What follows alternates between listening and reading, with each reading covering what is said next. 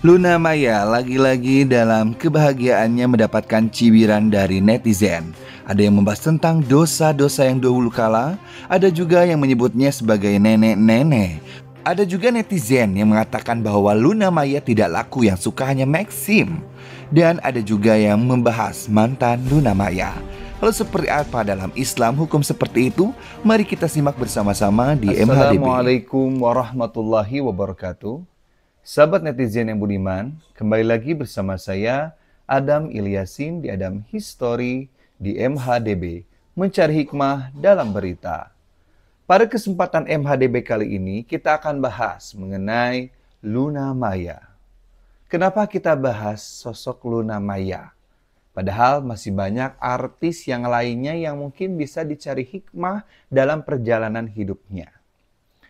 Jawabannya karena hari ini di sosial media tidak sedikit orang yang akhirnya kontra terhadap Luna Maya ini.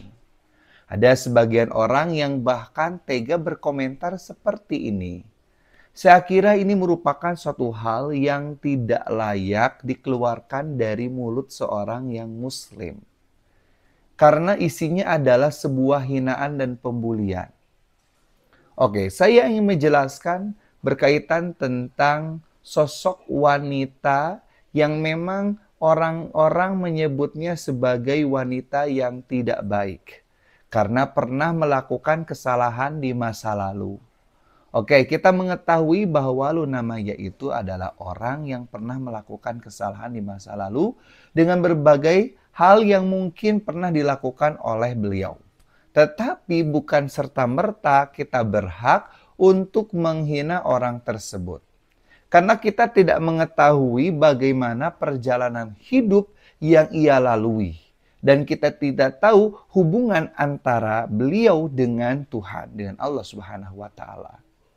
Jangan sampai kita menghina seseorang atas kesalahannya, padahal orang tersebut telah bertobat kepada Allah Subhanahu wa Ta'ala.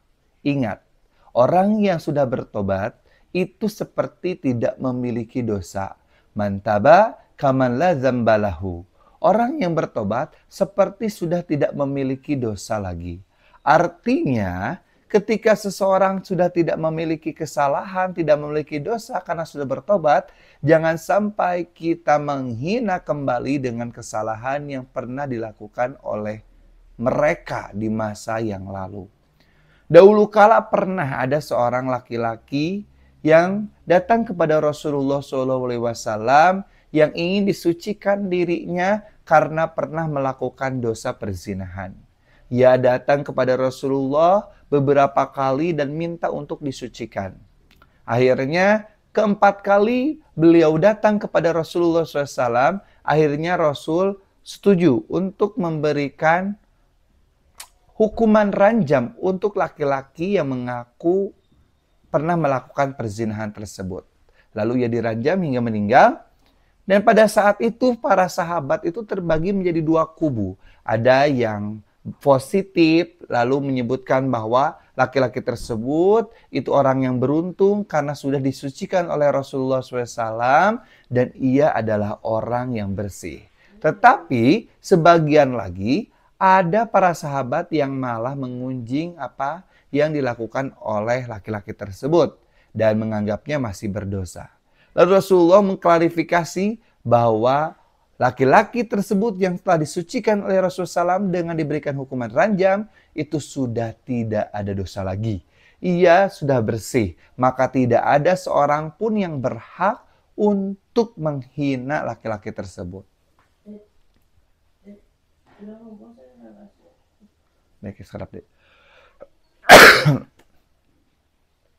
Dari kisah ini kita bisa mengambil pelajaran bahwa orang-orang yang memiliki kebersihan hati ingin dari kisah tersebut kita bisa mengambil hikmah bahwa setiap orang yang memperbaiki dirinya bertobat kepada Allah Subhanahu wa Ta'ala, maka orang tersebut sudah tidak ada lagi dosa di dalam dirinya.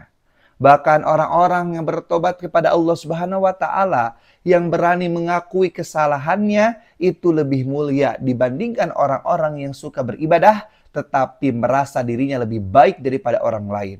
Ingat, innallaha yuhibbut tawwabina wa yuhibbul mutatahhirin. Sesungguhnya Allah itu sangat mencintai orang yang banyak mensucikan dirinya dan banyak bertobat kepada Allah Subhanahu wa taala.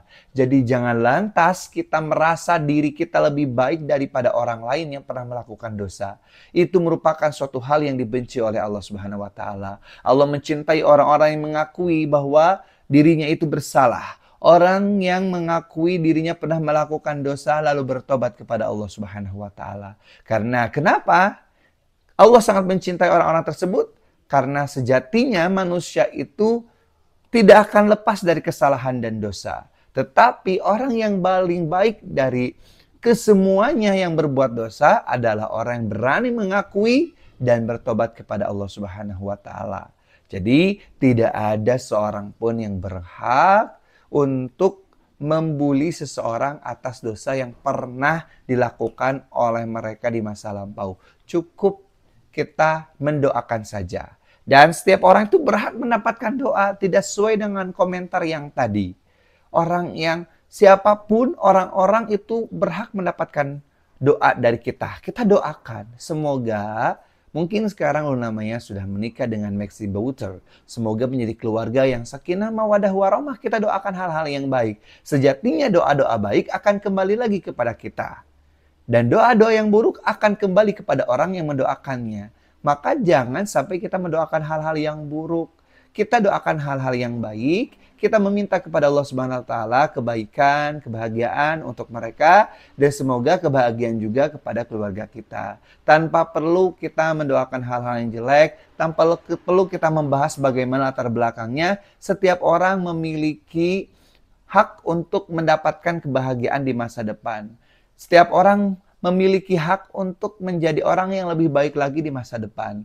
Bahkan orang-orang yang membuli, yang berkomentar hal-hal yang negatif, itulah orang-orang yang tidak disukai oleh Allah Subhanahu wa taala. Mungkin itu yang bisa saya sampaikan. Mari kita sama-sama saling mendoakan hal yang baik. Jangan membuli atas kesalahan yang pernah dilakukan oleh orang di masa lalu. Karena siapa tahu dia sudah tobat dari dosanya, maka kitalah orang-orang yang berdosa yang malah menghina mereka. Semoga bermanfaat. Jangan lupa untuk bantu channel ini dengan cara like, share videonya, serta subscribe channel Adam History. Semoga bermanfaat. Billahi taufiq wal hidayah. Wassalamualaikum warahmatullahi wabarakatuh.